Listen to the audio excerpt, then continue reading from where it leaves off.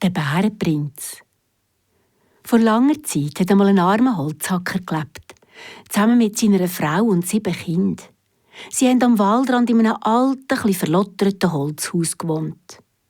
Einmal an einem kalten Winterabend hat es an die Tür geklopft.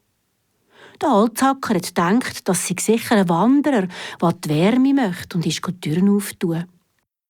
Aber draussen steht ein grosser, weisser Bär.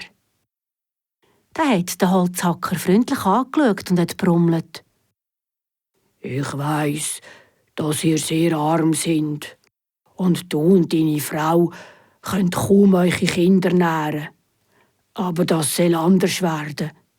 Wenn ihr mir eure jüngste Tochter mitgebt und sie für eine Zeit lang bei mir bleibt, dann tue ich dafür sorgen, dass ihr nicht mehr arm, sondern sehr reich seid.»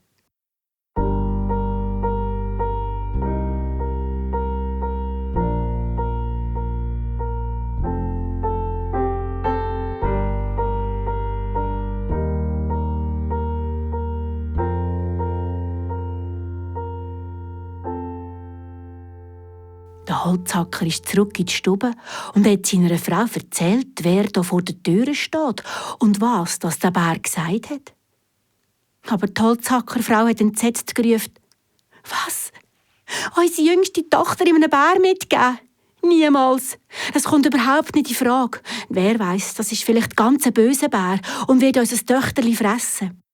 Weil die Kinder auch in der Stube waren und gehört haben, was der Vater und die Mutter zusammen besprechen, haben sie gedacht, das wäre natürlich ganz toll, wenn der Bär uns reich machen würde. Und die älteste Tochter hat zur Mutter und zum Vater gesagt: «Überlegt es euch gut.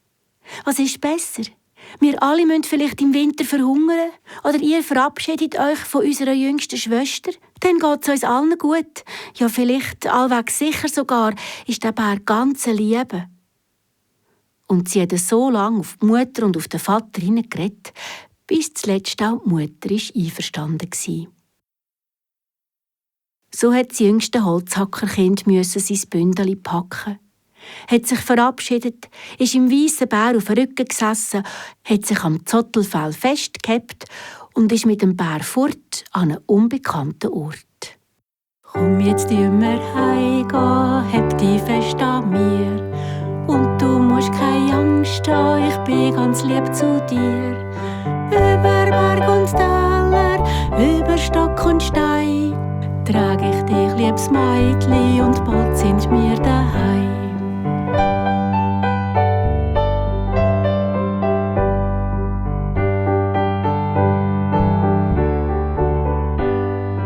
Und sie hat keine Angst gehabt, sie hebt sich fest am Bär. Und er läuft ganz langsam und gewackelt hin und her. Über Berg und Täler, über Stock und Stein, trägt der Bär das Mädli, schon bald sind sie daheim.